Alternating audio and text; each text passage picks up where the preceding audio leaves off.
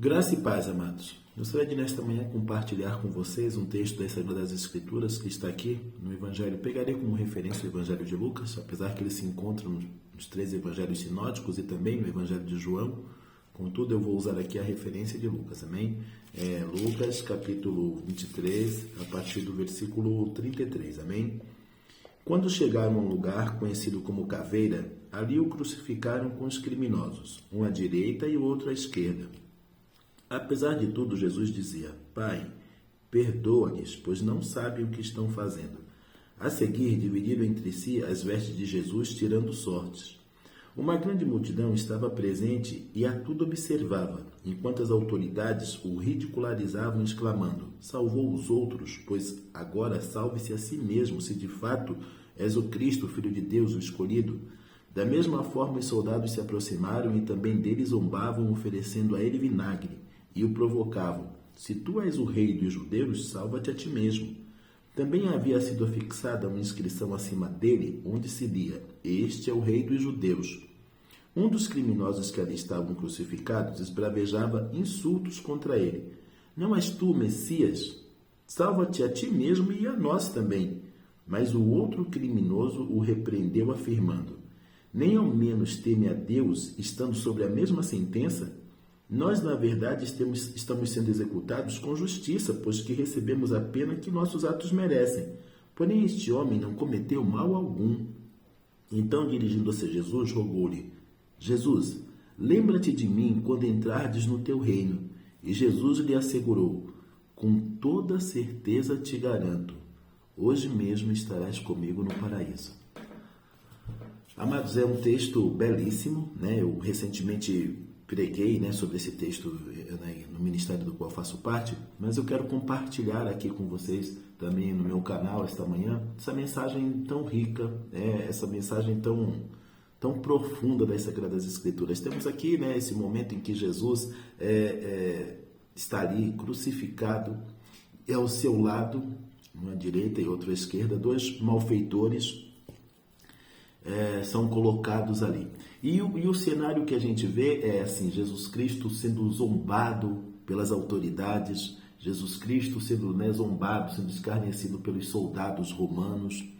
E também a gente vai ver por parte desses dois homens que estão ali também sendo crucificados, nós vamos ver duas reações distintas e bastante significativas.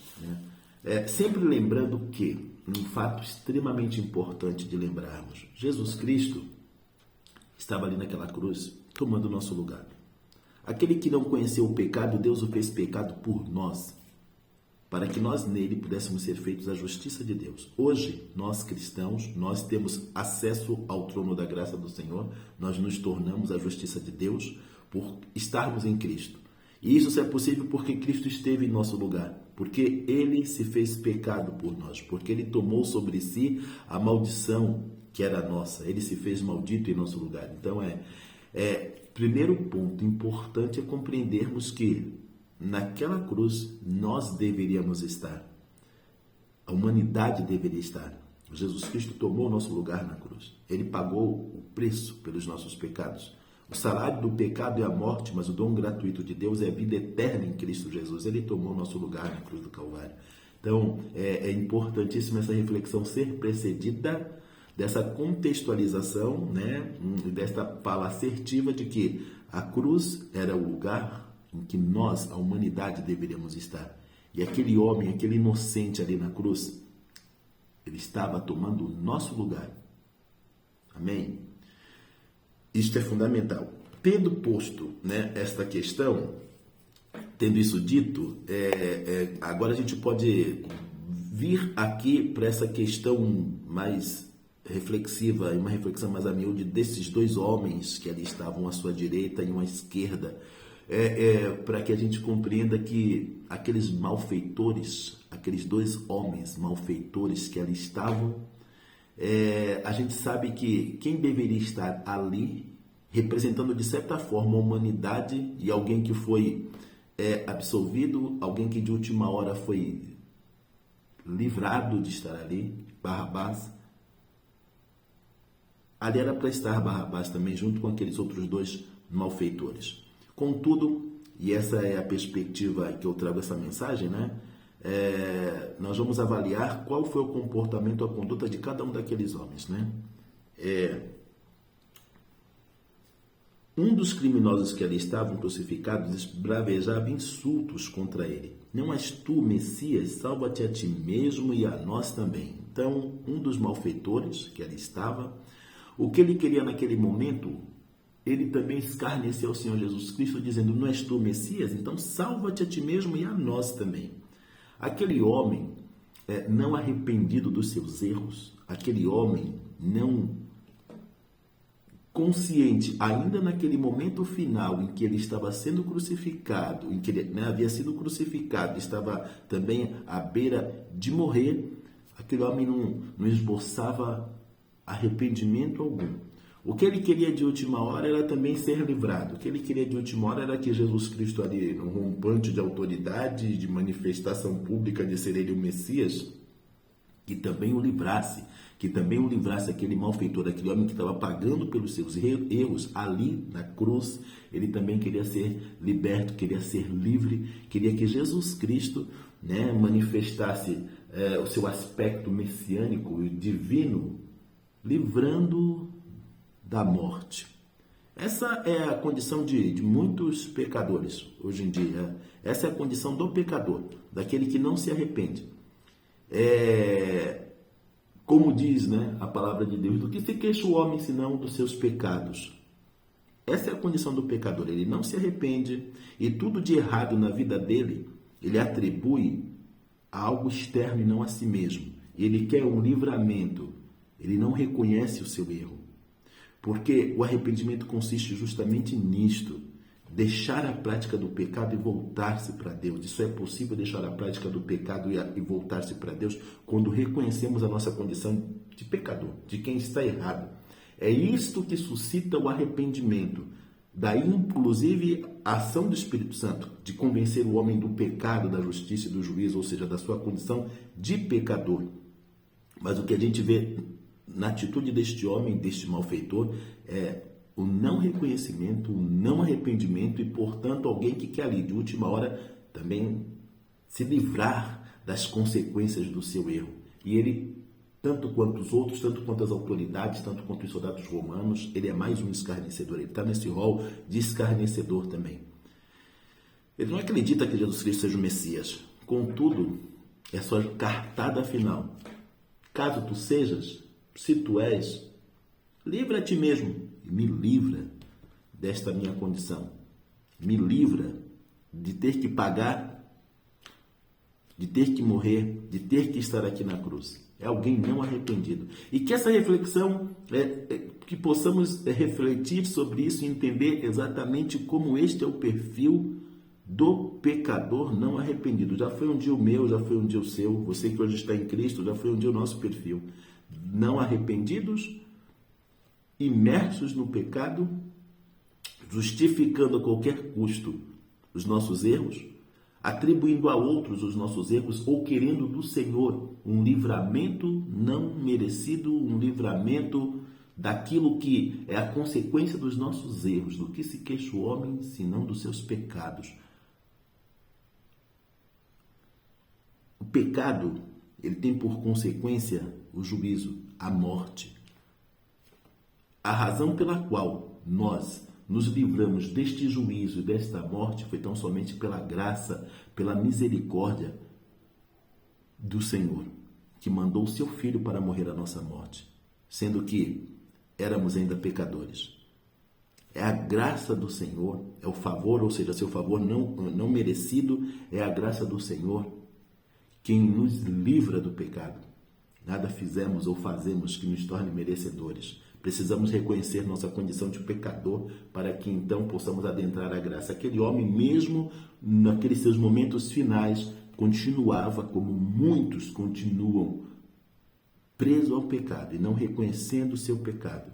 Ele estava ali, na condição de escarnecedor. Temos um outro que vai reagir de uma outra maneira. Mas o outro criminoso o repreendeu, afirmando: nem ao menos teme a Deus estando sobre a mesma sentença, nós, na verdade, estamos sendo executados com justiça, pois que recebemos a pena que nossos atos merecem. Porém, este homem não cometeu mal algum. É fantástica a expressão deste outro homem aqui, deste outro criminoso. Ele ali à beira da morte, ele ali sendo sentenciado pelos seus erros, ele reconhece. Nós estamos sendo sentenciados pelos nossos erros. Nós estamos pagando pelos nossos erros. Agora, este homem não cometeu mal algum. Amados, é importante que entendamos o seguinte. Essa reflexão deste homem, da sua condição de pecador, da sua condição de quem de fato merecia estar ali, você consegue perceber que isso é motivado pelo constrangimento que lhe causou estar ali ao lado de Jesus? Estar ali ao lado daquele homem justo, santo, sendo morto, isso lhe traz também um constrangimento. Isso lhe traz este entendimento, esta reflexão da sua condição de pecador. A palavra de Deus diz que assim, o amor de Deus nos constrange, julgando nós assim que se um morreu por todos, logo todos morreram, para que nós que vivemos não vivamos mais para nós mesmos, mas para aquele que por nós morreu e ressuscitou. É incrível isso. Aquele homem, não esqueçamos, aqueles homens, eles presenciaram, eles foram ali, testemunhas de toda aquela situação, aquele martírio, aquele escárnio, aquela violência que Jesus Cristo sofreu. E a sua atitude ali na cruz de amor. Pai, perdoe-os, eles não sabem o que fazem. Aqueles dois homens presenciaram esta situação. E este homem aqui, ele é constrangido por este amor, pelo amor de Deus revelado ali na cruz, na pessoa de Jesus. Ele é constrangido, ele mesmo reconhece e está aqui na sua fala. O outro, ele repreende o seu amigo, dizendo, nem ao menos teme a Deus sob a mesma sentença, nós, na verdade, estamos sendo executados com justiça, pois que recebemos apenas os nossos atos merecem. Porém, este homem não cometeu mal algum. Ele reconhece que aquele homem era um inocente. É fundamental, no nosso ato de arrependimento, reconhecer que assim um inocente tomou o nosso lugar.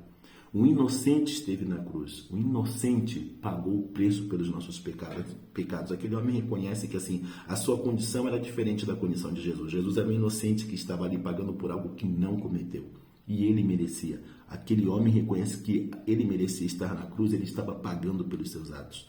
Essa gênese, essa base do arrependimento. É reconhecer a sua condição de pecador e de alguém que carece da graça e da misericórdia do Senhor. Este é o grande ato. A humanidade precisa reconhecer. E isto se dá por meio da pregação do Evangelho.